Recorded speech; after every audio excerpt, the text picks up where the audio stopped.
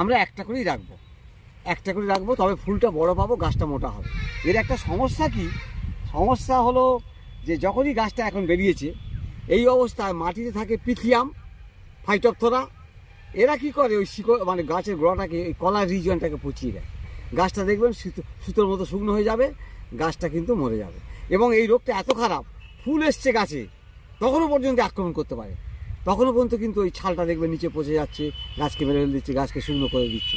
এইভাবে কিন্তু এরা সর্বশান্ত করে দেয়, সমস্ত কিছু করেও চাষি ঠকে যায়। তা আমরা এই অবস্থা হয়েছে, এখানে এখন কম দামেরই, আমি বেশি খরচা করাবো না।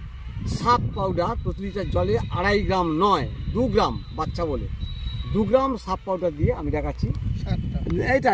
এটা কমন ওষুধ একটি, অর্থাৎ কার্বেন্ডাজিম আর ম্যানকোজেব যার মধ্যে আছে, সেই দুটো ওষুধ।